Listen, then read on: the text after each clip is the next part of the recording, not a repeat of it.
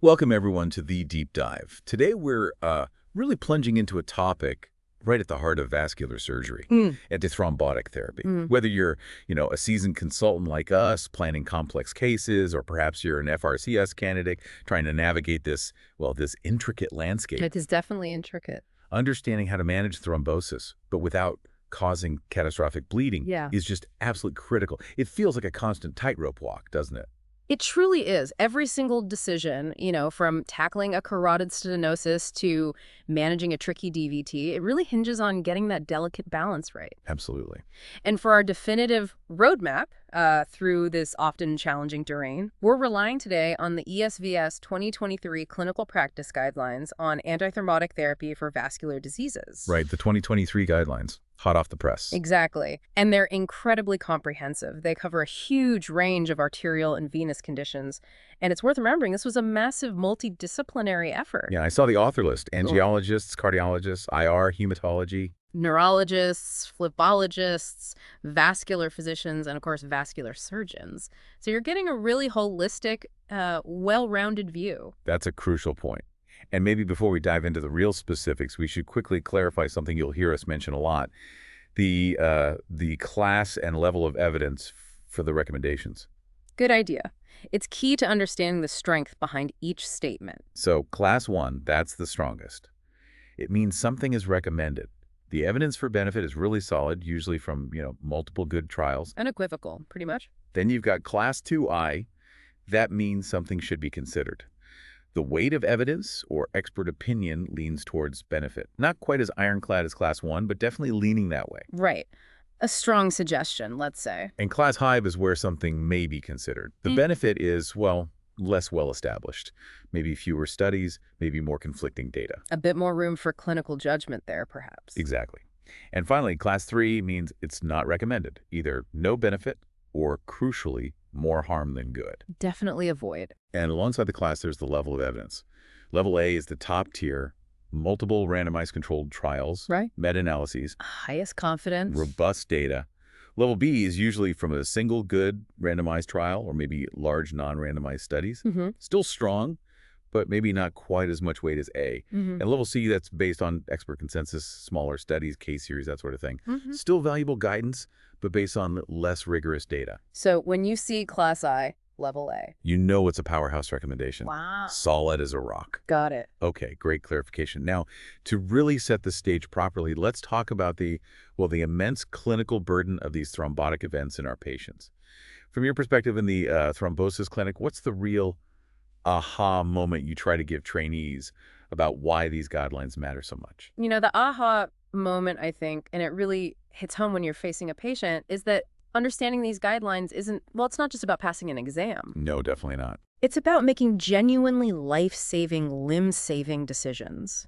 Right there at the bedside, the burden is just profound. We're talking about things like acute limb ischemia threatening the leg itself, something we both see far too often, Daily reality. or life-altering strokes, devastating pulmonary embolisms. So the core principle, the thing guiding every single antithrombotic decision, is this fundamental balance. That trade-off again? Exactly. The benefit preventing these awful cardiovascular and limb events versus the harm, which is mainly major bleeding. Every choice involves this trade-off. Get it wrong, and the consequences can be, dire. It's definitely what keeps us focused. And before we jump into specific conditions, we absolutely have to stress the importance of bleeding risk assessment. It's the cornerstone, isn't it? The absolute cornerstone, yeah. How do you approach this in your daily practice, especially given that, as we mentioned, many traditional bleeding scores aren't perfectly validated for, the broad range of vascular patients we see? That's a really critical point because, scores like Haspiled exist, but they weren't really validated for this specific vascular population, especially those with PD. Right. However, the guidelines do introduce something important here, the OAC3 PPD score. Ah, yes, I read about that. Yeah. Developed by some of the guideline authors themselves. What's right, using real-world data, over 80,000 PD patients in Germany. So it has really robust internal validation for predicting one-year major bleeding risk. Okay, internal validation. But the catch. The catch, and this is crucial for actually applying it, is that it lacks external validation so far. It hasn't been widely tested in other populations. So it's a step forward, gives us factors to look for, but maybe not the final answer yet. Precisely. It highlights 8 key independent predictors, things we should definitely be thinking about.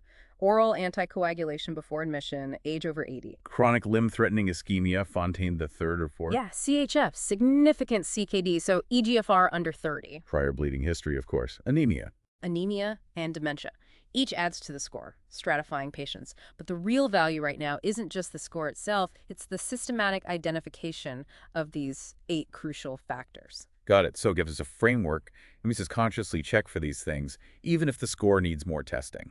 Exactly.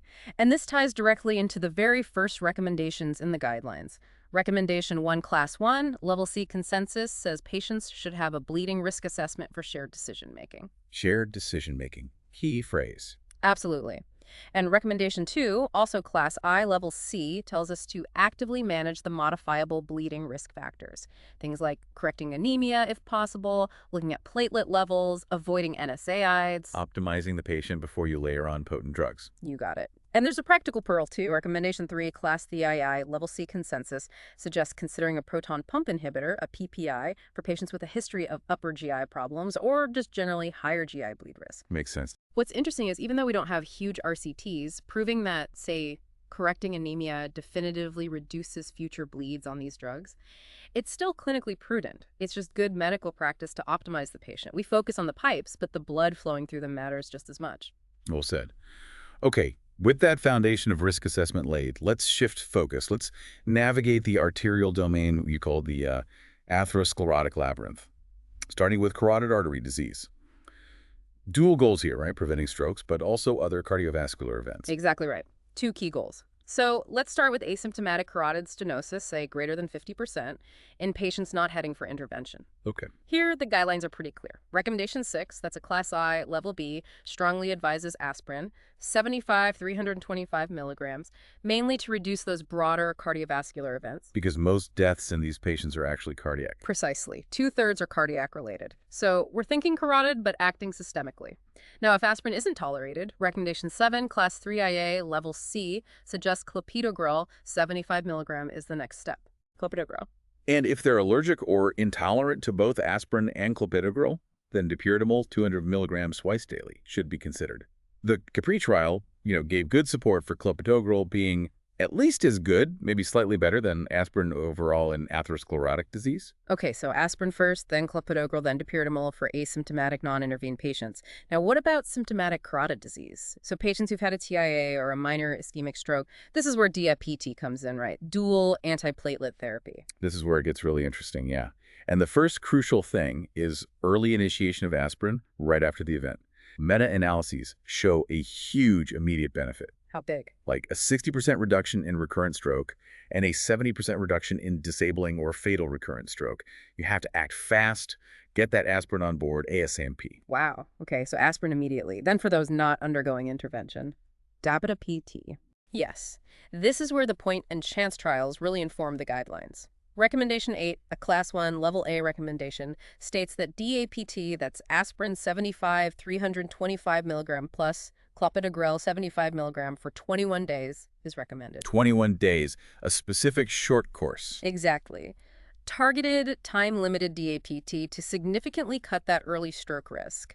After the 21 days, the patient usually transitions, either to clopidogrel 75 milligram alone, or maybe long-term aspirin 75 100 milligram plus dipyridamole 200 milligrams twice daily. Okay. And if clopidogrel isn't an option, intolerance, allergy. Good question. Recommendation 9, Class UAAI Level B, gives alternatives. You could consider aspirin plus ticagrelor for 30 days, or aspirin plus dipyridamole either for 14 days or long-term. So there are options. Right. Now, what about anticoagulation here? Sometimes you hear about that, especially from maybe neurology colleagues. Yeah, it comes up, but the guidelines are very clear. Full-dose anticoagulation is generally not recommended for atherosclerotic carotid disease itself. Why not? Well, look at the WAVE trial. It compared warfarin plus aspirin versus antiplatelet therapy alone. No superiority for the anticoagulation arm in preventing events, but critically, a 3-fold increase in life-threatening bleeding. Ouch. Big risk, no clear benefit. Exactly. Significant harm. And then there's the COMPASS trial, which looked at low-dose rivaroxaban with aspirin. It did have a carotid subgroup, but No significant benefit for stroke prevention in that specific subgroup. correct. Despite the overall trial being positive in other arterial beds. Plus, and this is important, COMPASS excluded patients already on DAPT. Ah, so it might not apply to the very patients we're talking about, the acutely symptomatic ones who need that early DAPT. Precisely. It limits how well we can generalize those findings to this group. So the bottom line for atherosclerotic carotid disease, generally stick to antiplatelets. That's a really clear distinction. Okay, moving to procedures. Let's talk antiplatelet strategies around carotid endarterectomy CEA. The guidelines say respect local protocols, recommendation 10, class I, level C. Fair enough. Every unit has its slight variations. But the main principle, antiplatelet therapy before, during, and long term is definitely recommended Rec 11 class 1 level A. From your open surgery perspective, how vital is getting that antiplatelet therapy started early for recently symptomatic patients waiting for their CEA? Oh, it's absolutely critical. Recommendation 12, Class I, Level B, specifically says early institution is recommended because it significantly reduces recurrent cerebrovascular events before surgery. So it protects them while they wait. Exactly. It reduces the risk of them having another stroke, potentially a bigger one, while waiting for the operation. It can make a huge difference to their outcome. Okay. And DAPT versus monotherapy around the time of CEA. The guidelines suggest that for those recently symptomatic patients, DAPT aspirin plus clopidogrel should be considered perioperatively.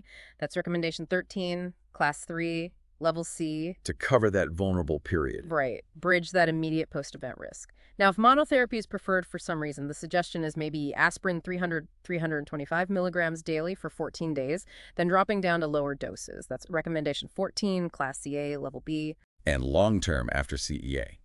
Long-term, definitely stick to low-dose aspirin at 75, 325 milligram. That's preferred over higher doses, Rec 15, class I, level B. Get the strong protection when needed perioperatively, then settle into safer long-term maintenance. Makes sense. Now let's flip to carotid artery stenting, CAS.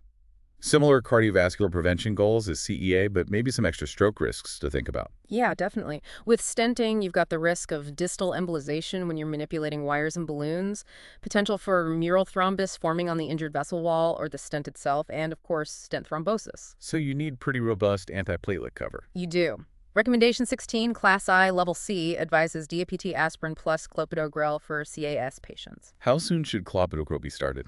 Ideally, at least 3 days before the procedure. Or, if more urgent, a 300 milligram loading dose can be used. There was actually a small RCT showing DAPT was better, fewer ischemic and hemorrhagic complications compared to aspirin plus anticoagulation for CAS. Interesting. And how long does the DAPT continue post-CS? Critically, recommendation 17, also class I level C, says continue DAPT for at least 4 weeks post-CS, then transition to clopidogrel 75 milligrams indefinitely. 4 weeks minimum DAPT, then lifelong clopidogrel. Why clopidogrel long-term, not aspirin?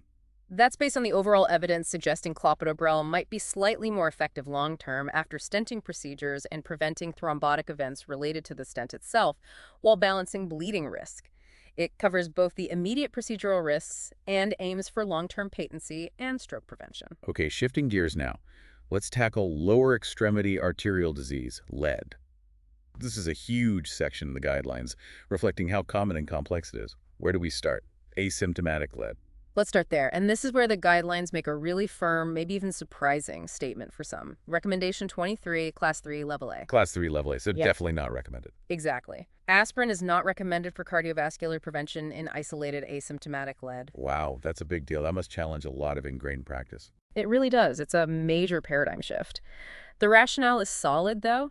Big RCTs like the aspirin for asymptomatic atherosclerosis trial, PAPA-DAD, they just didn't show any benefit of aspirin over placebo for reducing cardiovascular events in these specific patients. No benefit at all. Not significantly. And meta-analyses confirmed this no substantial benefit for any antiplatelet therapy in asymptomatic lead. Now, the bleeding risk wasn't hugely increased either, but There's no benefit, why take even a small risk? precisely. So, the key insight, the takeaway for everyone listening, no aspirin needed here, folks, if it's truly isolated asymptomatic lead. That's a critical point, especially for the FRCS exam. Okay, so that's asymptomatic. Now, move to chronic symptomatic lead. Claudication, rest pain, tissue loss, Here, the game changes, right? The risk-benefit balance shifts. Absolutely shifts. These patients are at substantial risk: AMI, major adverse cardiovascular events, and male major adverse limb events. And frustratingly, secondary prevention meds are often really underused in this high-risk group. Okay, so what should we be doing? Single antiplatelet therapy, SAPT. Yes. SAPT is recommended for secondary cardiovascular prevention. That's recommendation 24, class I, level A, unequivocal. And which SAPT aspirin? Clopidogrel. Here's where it gets specific. Recommendation 25, class IA, level B, says clopidogrel 75 milligrams should be considered as the first choice SAPT. First choice clopidogrel. Based on? Based largely on the Capri trial's subgroup analysis in PAD patients, it showed clopidogrel 75 milligram was actually superior to aspirin 325 milligram for reducing MACE, and the safety profile was comparable. Okay. And other antiplatelets like ticagrelor. Well, the EUC-LIDE trial compared ticagrelor against clopidogrel in PAD patients and found no additional SAE reduction with ticagrelor. So that really solidified clopidogrel's position as the preferred SAPT here. Right. So SAPT recommended, preferably clopidogrel. What about dual antiplatelet therapy, DAPT, for these chronic symptomatic laity patients? We use it a lot in coronary disease. And this is another crucial point of distinction and a potential pitfall. Recommendation 26, class 3, level B, firmly states that DAPT is not recommended for routine secondary cardiovascular prevention in chronic symptomatic lead. Not recommended. Class 3. That's a strong statement against it. You must see clinicians getting this wrong, maybe extrapolating from cardiology guidelines. All the time. And for anyone preparing for the FRCS, this is a major red flag if you get it wrong in the Viva. You need to know this difference. Why isn't DAPT recommended here? The evidence isn't there. The Charisma trial's post-hoc analysis didn't find a significant MACE-E reduction in the symptomatic lead subgroup with DPT, and broader meta-analyses show pretty consistently no clear benefit, but a definite increase in major bleeding. Okay, so SAPT, yes. Clopidogrel preferred. DAPT, no. What about full-dose anticoagulation? Also generally not recommended just for secondary prevention in PAD if there's no other indication like AFib. Recommendation 27, class 3, level A. And the evidence for that. Again, look at the WAVE trial. Compared full-dose warfarin plus antiplatelet versus antiplatelet alone. No MACE benefit, but a substantial increase in life-threatening bleeding. As I often stress in our MDT anticoagulation clinic, that increased risk without clear benefit is just unacceptable for these patients. Okay, so we've established what not to do for chronic symptomatic lead. No routine DAPT, no routine full-dose anticoagulation, but there is something relatively new, a game changer. Yes. Now we get to the positive recommendation for intensification in some patients. Dual pathway inhibition, DPI, using low-dose rivaroxaban plus aspirin. The COMPASS regimen. Exactly. Recommendation 28, class thialanine level B, advises that for patients not at high risk of bleeding, and especially those at higher ischemic risk, aspirin 75 100 milligrams daily plus rivaroxaban 2.5 milligrams twice daily should be considered. There should be considered. And who qualifies as higher ischemic risk? The guidelines define it quite well. Things like symptomatic arterial disease and more than one vascular bed, having CKD, diabetes, heart failure, CLTI, presenting acutely, or having had a previous amputation or revascularization, it's a significant group of patients. So quite a few of our typical vascular patients would fall into that category. Many would, yes. The COMPASS trial showed an overall reduction in the combined endpoint of AE and male with this DPI strategy. Now, it did come at the cost of higher bleeding. The trade-off again. Always the trade-off. But importantly, for the symptomatic ALE subgroup specifically, the analysis showed a favorable net clinical benefit. The hazard ratio was 0.78. If you connect this to the bigger picture, this represents a really significant shift. It's moving beyond just SAPT for these particularly high-risk individuals. It's targeted therapy. That's a really powerful option for the right patient. Very clear. Okay, what about the acute setting? Acute limb ischemia, ALI, complicating chronic L. The leg suddenly gets much worse. From a limb salvage perspective, what's the absolute first step? Heparin. Immediately. No question. Recommendation 29, Class I, Level C consensus, says immediate intravenous unfractionated heparin, UF8, or low molecular weight heparin, LMWH, is recommended, stops the clot propagating. And if you're planning urgent revascularization, theater, cath lab. Then recommendation 30, also Class I, Level C consensus, specifically recommends immediate intravenous UFH. Why UFH specifically in that urgent setting? mainly because of its rapid onset, its short half-life, and crucially, the fact that you can reverse it quickly with protamine if needed during the procedure or if bleeding becomes an issue. Right. Gives you more control in that acute dynamic situation. Makes sense. And after the acute event is sorted, the limb saved hopefully, how do we manage them long term? Well, then they essentially fall under the post-revascularization recommendations, which we'll get to.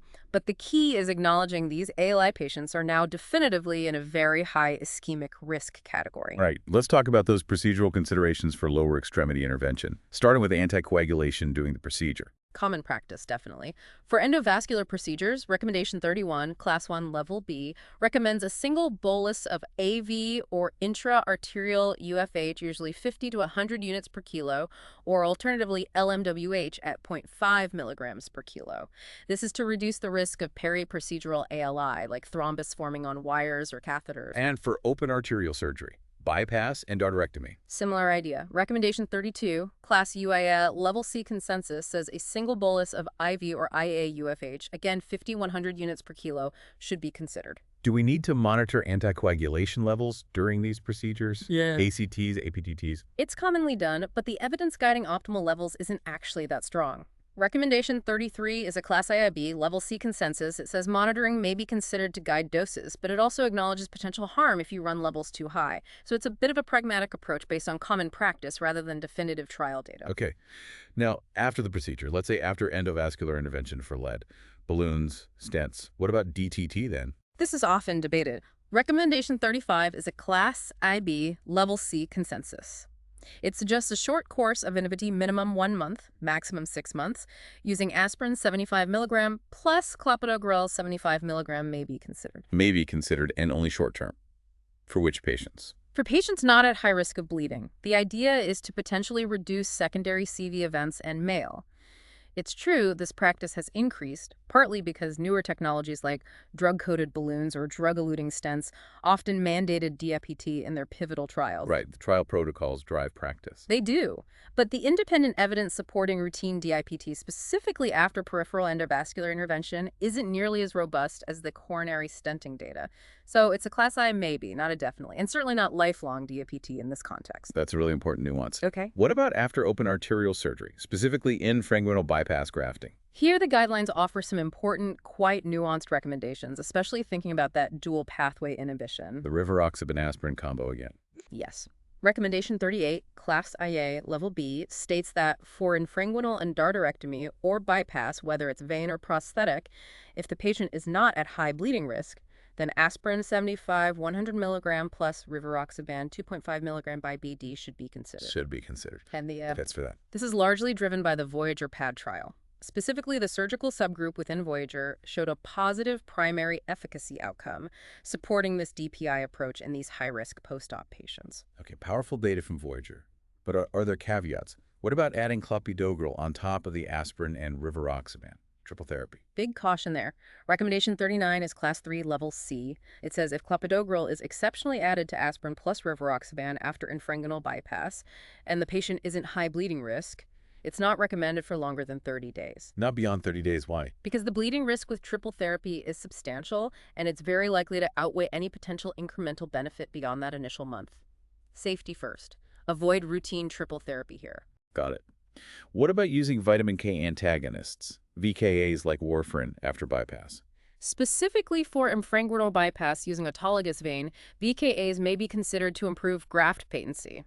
That's recommendation 40, Class IIB, Level A. Level A evidence. Yes, supported by trials like the Dutch BOA trial, which showed VKAs were beneficial for vein graft patency, although predictably, they also caused higher bleeding rates. The trade-off again, if you do use a VKA, what's the target INR? Recommendation 41, Class IA, Level C consensus, suggests aiming for an INR of 2.0 to 3.0 with an ideal target right in the middle at 2.5. Okay, and what if the bypass used a prosthetic conduit, not vein?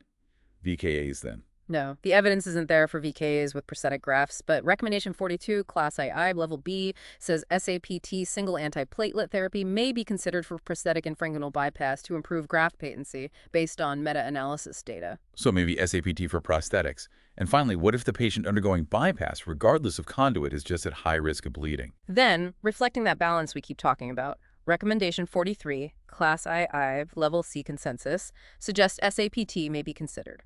Prioritizing safety, avoiding more potent regimens if the bleeding risk is deemed too high. That makes sense. Tailoring the intensity to the individual risk profile. Okay, moving on slightly. Let's briefly touch on other arterial conditions. Aneurysmal disease. What about small abdominal aortic aneurysms, AAAs? Should these patients be on aspirin? Good question. Recommendation 45 is a Class II, Level C. It suggests aspirin 75 100 milligrams may be considered for patients with small AAAs, but primarily to reduce cardiovascular events. Not to stop the aneurysm growing. Correct. The evidence doesn't support aspirin for reducing aneurysm growth itself, but we know patients with AAAs, even small ones, have significant underlying atherosclerosis and are at higher risk of CV death. So the aspirin is for their systemic CV risk, not the aneurysm specifically. Okay. What about after AAA repair? Open or EVR? Post-repair, these patients still carry that high cardiovascular risk. So recommendation 46, Class 3, Level B, says aspirin 75 100 milligrams should be considered following repair to reduce those secondary cardiovascular events, keep the protection going. Right. And briefly, popliteal aneurysms. Popliteal aneurysms carry a significant risk of thrombosis and limb loss. Recommendation 47, Class 3, Level C consensus, suggests SAPT should be considered preemptively to reduce MALE. And post-operatively, after open repair, SAPT may be considered. Rec 48, Class IB, Level C consensus. Okay.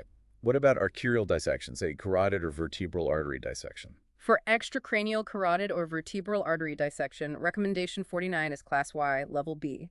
It strongly recommends SAPT for at least 3 months to reduce the risk of subsequent ischemic stroke. SAPT, not anticoagulation. Right. Trials like CADIS and TreatCAD compared antiplatelets, mostly aspirin, versus VKAs, and found non-inferiority for preventing stroke, but importantly, less bleeding with the antiplatelet therapy. So safety profile favors SAPT here. Good to know. And isolated superior mesenteric artery dissection. SMA dissection. Less common, and the evidence is lower quality. But recommendation 50, Class 3C, Level C consensus, says SAPT should be considered to reduce the risk of ischemic small bowel events. The available data suggests a potential benefit. Okay, now let's switch gears to a very specific group. Vascular access for hemodialysis. These patients have unique challenges and comorbidities. They certainly do. Very complex group, often. Let's start with arteriovenous fistulas, AVFs. What about anticoagulation during formation, intraoperatively? Clear guidance here. Systemic unfractionated heparin is not recommended. Class 3, Level A. Not recommended. Why? Meta-analyses showed an increased bleeding risk without providing any clear benefit for improving fistula patency. So, harm without benefit, avoid it. Okay, but what about after the AVF is formed? To help it mature and stay open? Yes, post-formation antiplatelets can help. Recommendation 52, Class Thiawa, Level B, suggests clopidogrel 75 mg for up to 6 months should be considered as the first-line agent to improve patency, based on good trial data like the Denver study. Clopidogrel first line for AVF patency. What if clopidogrel is contraindicated? Then recommendation 53, Class IB, Level A, says aspirin 75 100 milligrams for up to 6 months may be considered as an alternative. Still some evidence for benefit. Okay. And briefly, arteriovenous grafts, AVGs. For AVGs, recommendation 54 is Class I Level C. It suggests SAPT may be considered for up to 6 months to improve graft patency. The evidence isn't quite as strong as for AVFs, but there's still a potential benefit suggested, especially in that early postoperative period. All right, let's transition now to the venous domain. Yeah. Managing venous thromboembolism, VTE. Starting broadly, VTE prophylaxis around vascular procedures. Fundamental first step. Recommendation 62, Class I, Level C consensus, states that all patients undergoing vascular procedures are recommended to have an individualized VTE risk assessment. Seems obvious, but probably gets missed sometimes in the rush. It absolutely does, but it's crucial because it allows for tailored prophylaxis based on the patient, the specific risk factors, and the procedure type. Okay, now getting into treatment. The principal treatment phase, those first 3 months for a deep vein thrombosis, DVT, especially a proximal one. What's the standard of care now? The standard has definitely shifted.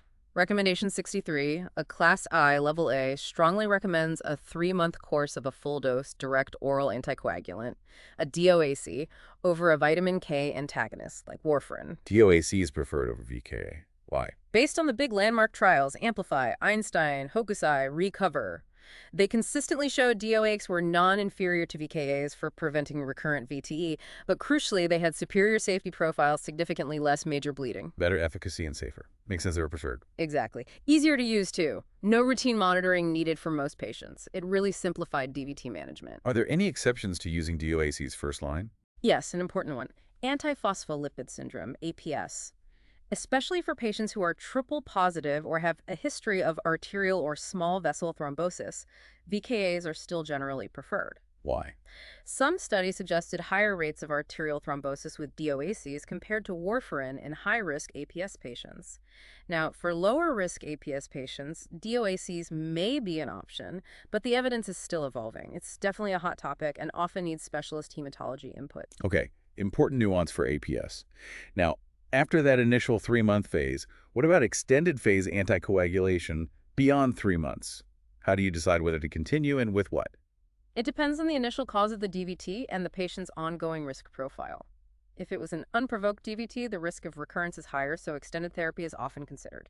And DOACs still preferred for extended phase. Yes. Recommendation 64, Class to Ally Level B, suggests full-dose DOAC should be considered over VKAs for further risk reduction, assuming the patient is at low to moderate bleeding risk. What about reducing the DOAC dose for long-term treatment? That's an option, too, for certain patients. Recommendation 66, Class 3, Level B, says for patients at low to moderate bleeding risk who are not deemed high risk for recurrence after 6 months, reduced dose apixaban, 2.5 milligram BID, or rivaroxaban, 10 milligram OD, should be considered.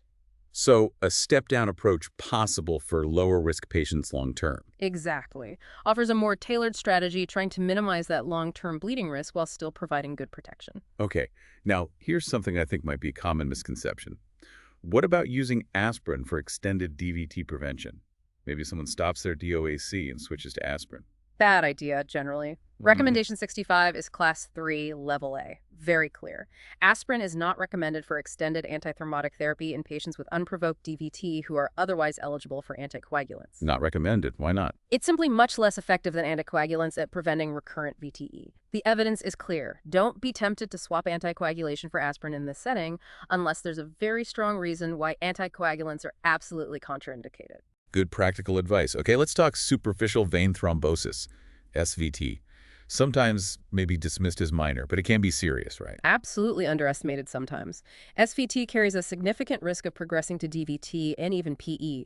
That's why anticoagulation has largely replaced older approaches like surgery or just compression for many cases. So how do we treat SVT according to the guidelines? It depends on the location and extent. For lower limb SVT that's reasonably far from the deep veins, so say 3 centimeters or more away, and is at least 5 centimeters long. Okay, specific criteria. Yes. For those, recommendation 67, Class Y, Level B, recommends fondaparinux 2.5 milligrams once daily for 45 days. Fondaparinux for 45 days. Based on The Callisto trial showed an impressive 85% lower rate of DVT or PE with fondaparinux compared to placebo. A real win for these patients. Are there alternatives to fondaparinux? Yes. Recommendation 68, Class CIA, Level B, suggests rivaroxaban 10 milligram once daily or intermediate dose LMWH once daily should be considered as alternatives. Okay, but what if the SVT is closer to the deep veins, less than 3 centimeters away? That's considered higher risk because it's right near the deep system. For those cases, recommendation 69, Class 1, Level C consensus recommends 3 months of full-dose anticoagulation, similar to treating a DVT. So, proximity to the deep junction is key for deciding treatment intensity and duration. Do you find clinicians are always measuring that distance accurately? Honestly, it's something we constantly try to emphasize, but it can get missed in a busy clinic. You have to be diligent with the ultrasound report or examination. It makes a big difference to management. And what about other high-risk features? Extensive SVT, recurrent, phi level, maybe cancer-related? Good point. Recommendation 70, Class IE, Level C, says for SVT with those high-risk features, a 3-month course of intermediate dose anticoagulation may be considered instead of just the 45 days of prophylactic dose. This really raises the question, are we truly risk stratifying our SVT patients comprehensively in practice beyond just length and proximity? The guidelines push us towards that. Encouraging more detailed risk assessment. Okay, moving on to cancer-associated venous thromboembolism, CATT. A really challenging area. Cancer patients have a much higher VTE risk, right? Hugely increased risk. about sevenfold higher than the general population, often peaking around the time of diagnosis or during active treatment. What's the traditional approach and how's it evolving? Traditionally, low molecular weight heparin, LMWH, has been the absolute cornerstone, and Recommendation 71, Class 1, Level A, still recommends LMWH for CT. It's effective and has a long track record. But things are changing. DOAC is coming into play. Absolutely. What's fascinating is the rapid shift in practice, driven partly by patient convenience avoiding daily injections and by recent trial data.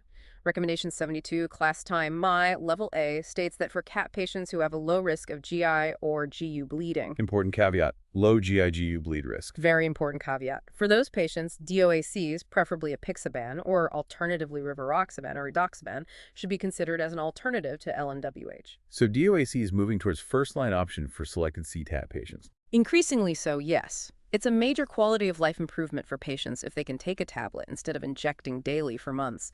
But the selection regarding bleeding risk, especially GI-GU malignancy sites, is critical. Okay. Finally, in the venous domain, venous interventions and postoperative antithrombosis.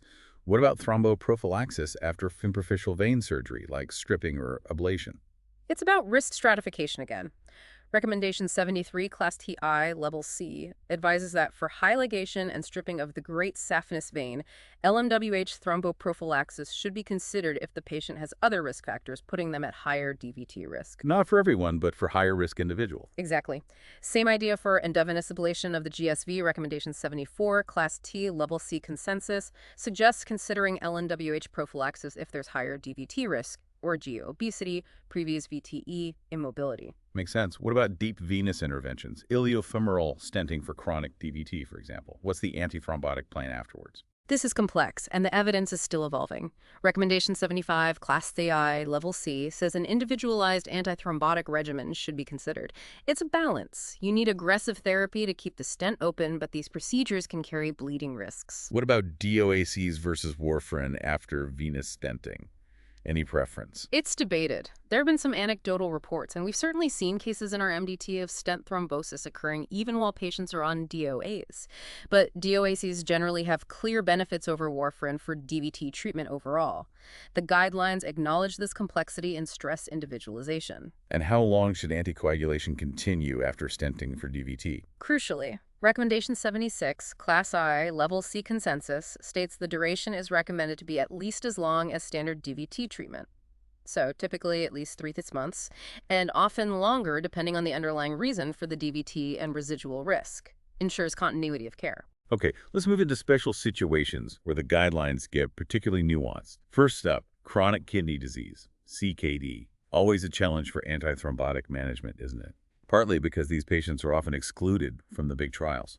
Hugely challenging. They have both increased thrombotic and increased bleeding risk, a real double-edged sword. And yes, the trial exclusion issue makes guiding therapy difficult.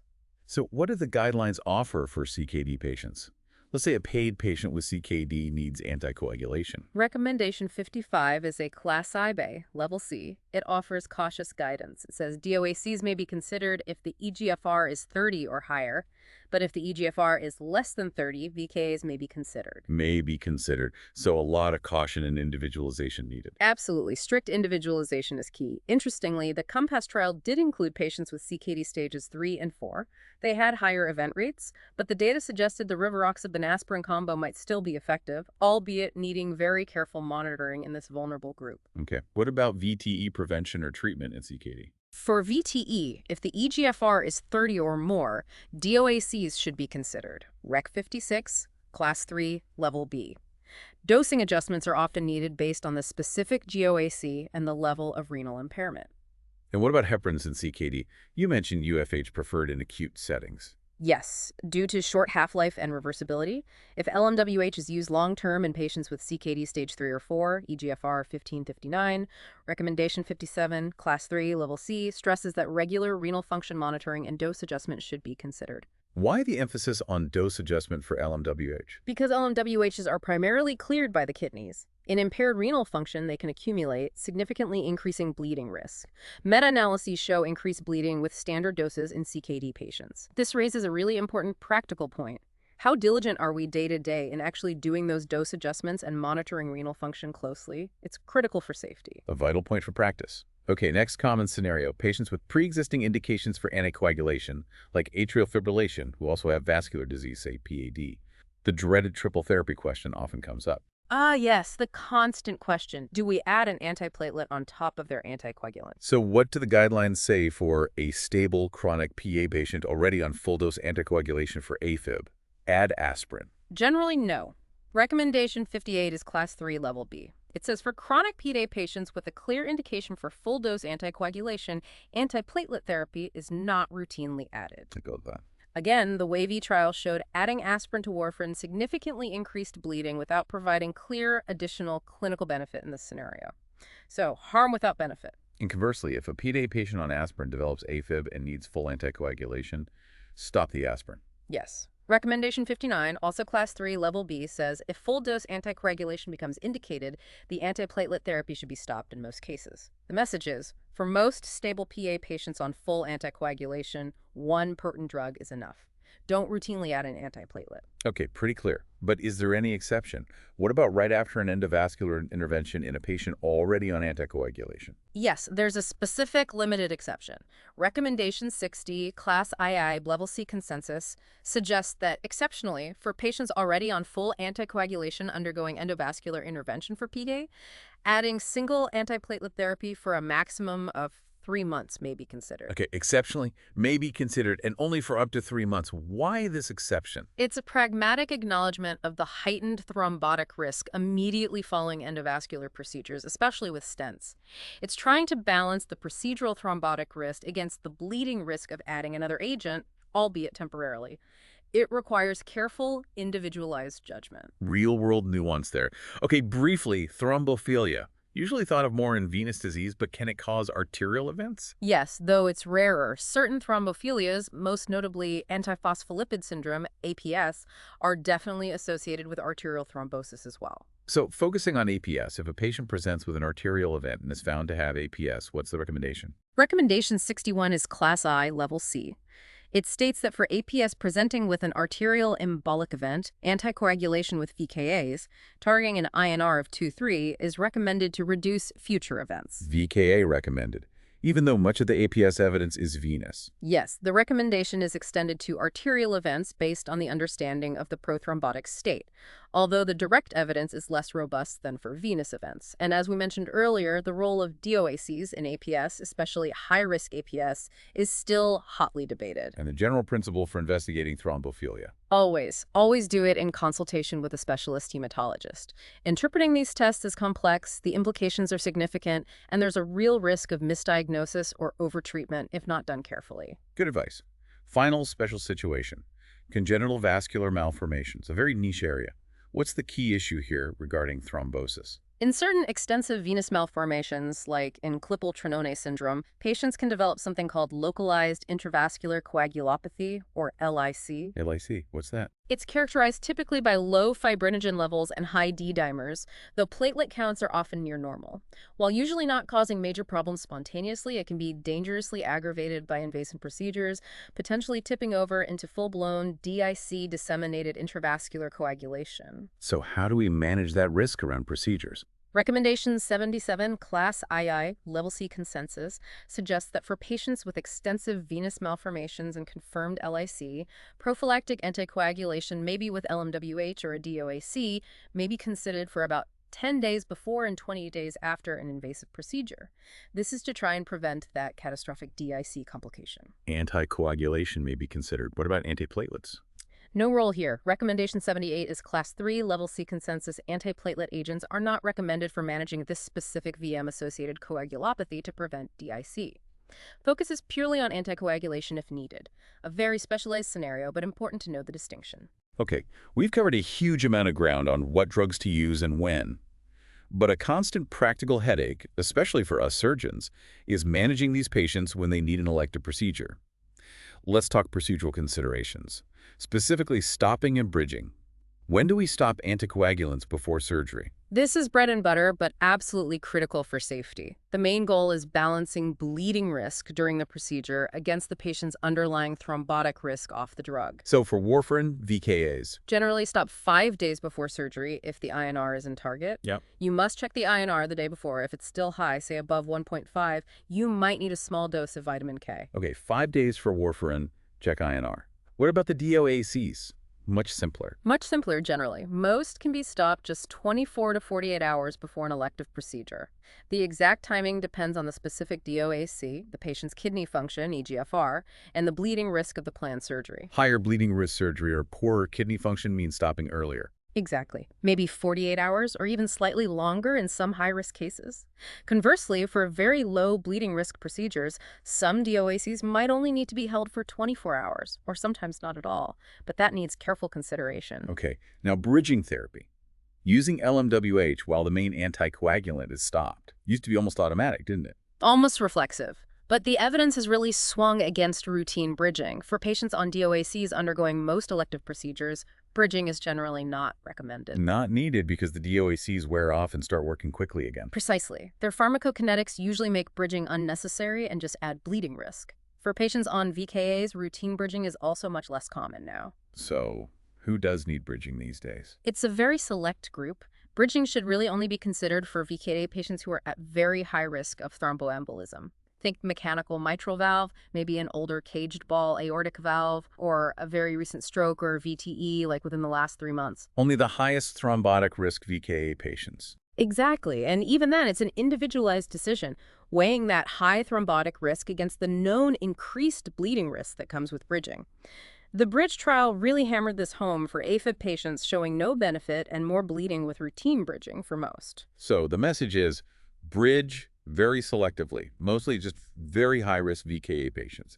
Crucial point for exams and practice. Okay, last procedural bit. Post-EVAR or TVAR antithrombotic regimens after an endovascular aneurysm repair.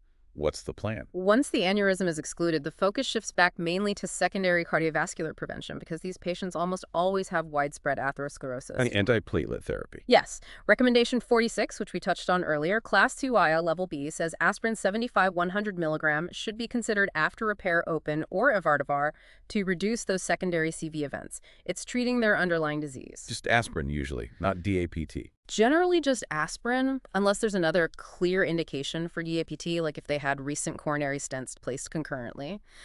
Routine DAPT isn't recommended just for the Evarvar itself. It's about providing the necessary CV protection without overdoing the anticoagulation if it's not needed. Fantastic. Okay, let's try and pull all this together now with some high-yield clinical pearls and FRCS tips. Thinking about the VIVA exam or just common pitfalls in practice, what are the big mistakes or red flags you see people making with antithrombotics? Okay, common mistakes and VIVA red flags. First, not actually performing or documenting a bleeding risk assessment. Even if you don't use a formal score, you must show you've considered the bleeding risk and discussed it. It's about the process and shared decision-making. Forgetting the downside. Exactly. Second, uncritically using DAPT for chronic symptomatic lead. Huge red flag. Remember, ESVS guidelines say against long-term DAPT here, Class 3, know the difference from coronary guidelines. Got it. What else? Third, ignoring the high bleeding risk with full-dose anticoagulation for arterial disease when there's no clear indication like AFib. Cite the WAVE trial harm without benefit. Fourth, mismanaging anticoagulation in CKD. You need to know about dose adjustments, especially for LMWH based on eGFR, and the nuanced choice between DOACs and VKAs depending on renal function. Details matter in CKD. Hugely. Fifth, not knowing the specifics for SVT, the length, the proximity to deep veins, that 3-centimeter cutoff. Examiners love testing these details to see if you've absorbed the specifics. Sixth, just blindly applying coronary DAPT protocols to peripheral endovascular cases. Remember, for PAD endo, it's class IB may be considered, and only short-term, 1 to 6 months. Appraise critically. Don't just copy-paste protocols. Never. And a final tip for showing higher-level thinking. Mention the unresolved issues or areas for future research highlighted in the guidelines, like the need for better externally validated bleeding scores, more patient-centered outcomes in trials, or better data on optimal regimens after lower limb bypass. It shows you understand the limits of current knowledge. Excellent points to watch out for. Now, flipping it around. How do you confidently justify stopping or starting an antithrombotic agent? in the Viva or explaining to a colleague or patient? What's the framework? Okay, justifying your decision. Structure is key. First, always explicitly state the class and level of evidence for the relevant guideline recommendation. Based on the ESVS guidelines, this is a Class I, Level A recommendation. It shows you know the evidence base. Anchor it to the guideline. Absolutely. Second, cite the key trials where possible. Mentioning Compass, Capri, Callisto, Voyager Pad adds significant weight to your answer, shows you know why the recommendation exists. Third, always explain the benefit-harm balance for that specific patient. Are they high ischemic risk, high bleeding risk? Why does this specific therapy make sense for them? Individualize it. Tailor the justification. Fourth, emphasize shared decision-making. After discussing the risks and benefits with the patient. Fifth, mention if you've addressed modifiable risk factors for bleeding, like starting a PPI if they have GI risk, shows you're thinking holistically. And finally, be absolutely precise with the dosages and durations. We'll use rivaroxaban 2.5 milligram BID with aspirin, or DBT for 21 days post-stroke, or reduced dose apixaban for extended VTE prevention. Precision matters. And understanding the nuance in the wording should be considered versus is recommended. Exactly that. Briefly explaining that difference shows real understanding. Class IA is recommended is a strong imperative based on solid evidence. Class IA should be considered means the evidence generally favors it, but maybe it's less overwhelming, allowing more room for judgment. Class IB may be considered suggests it's an option, but the evidence is weaker or more conflicting. The examiner wants to see you can apply these guidelines intelligently, not just recite them. Understanding the shades of gray. Fantastic. Well, there you have it. A really comprehensive deep dive into the ESVS 2023 guidelines on antithrombotic therapy. We've covered a massive amount, from carotids to dialysis access, VTE to CKD. I think the key takeaway, as we've said again and again, is that this is all about an individualized balancing act, isn't it? It absolutely is. Preventing clots versus managing bleeding risk tailored to each patient. And it's crucial to remember this field is constantly evolving. New trials, new data emerge all the time. So continuous learning is key. Absolutely. Critical thinking, keeping up with the evidence, questioning assumptions, it's essential in this area more than almost any other. So maybe a final thought for our listeners to ponder, thinking about the future. What advancements, perhaps in new drugs or maybe better bleeding risk prediction tools, do you think will have the biggest impact on how we manage these patients in the next 5 years?